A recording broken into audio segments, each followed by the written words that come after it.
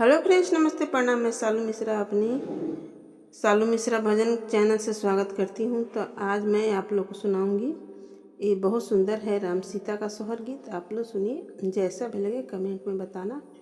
अच्छा लग जाए तो हमारा भी सपोर्ट करना, लाइक शेयर सब्सक्राइब जरूर करिएगा आप लोग। तो आइए प्रस्तुत करती हूँ। राम जी सोवे फूला से जिया, सीता जी जागावेली, सीता जी जागावेली हो।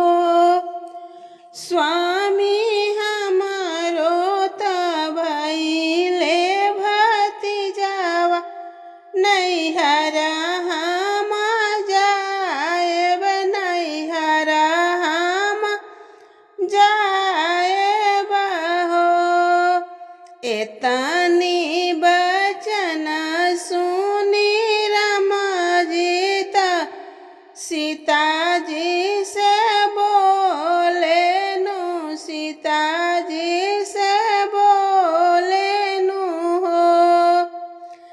सीता जब तू जैबू नैहरवा रहब, हम कैसे रहब, हम कैसे नु हो। अरनिया जब तू जैबू नैहरवा रहब, हम कैसे जियब, हम कैसे नु हो। रही हम दोई चार दिनवा लवटी हो के आई बेलावटी चली आईबा हो। सीता राखी के सिरावा पर हाथ, कसम हमर खानु, कसम हमर खानु हो। रनिया राही के दोई चार दिनवा लावटी चली आई, बोलावटी चली आई बोनु हो। के करे ने ले बुदो हैया त के कर सिर जई बोनु, के कर सिर जई बोनु हो।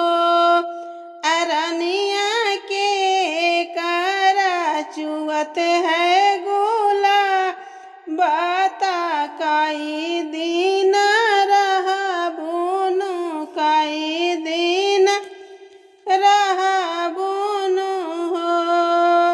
ससुर जी के ले हम दोहैया, साहेब सिर हाथ, साहेब सिर हाथ नु हो। स्वामी भैया जी के चुअत है गुलाब, नैहरा हम जाएबे आठही दिन रहब, आठही दिन रहब हो। मैया मोरा रहिया निहरत होई है बटिया, जो हता होई है बटिया, जो हता होई है हो।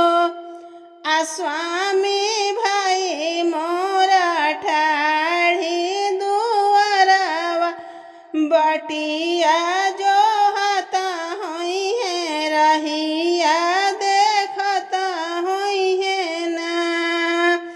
स्वामी भाई मोरा ठाढ़ी दुआरिया बटी आज हता होई है रहिया देखता होई है। बहनी हमारो आवत होई है ना।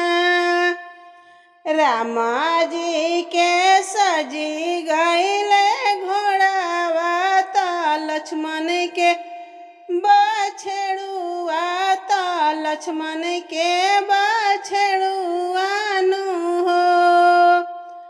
ललना सीता जी के सजी गईले डोलिया जनक पूरा पहुँचे जनक पूरा पहुँचे नु हो। रामा जी जे उतरे फूल बगिया त लक्ष्मण फूल वरिया त लक्ष्मण फूल वरिया नु हो। ललना सीता जी जे उतारे आंगनवा बिहसी मैया गले लगे बिहसी मैया गले लगे हो।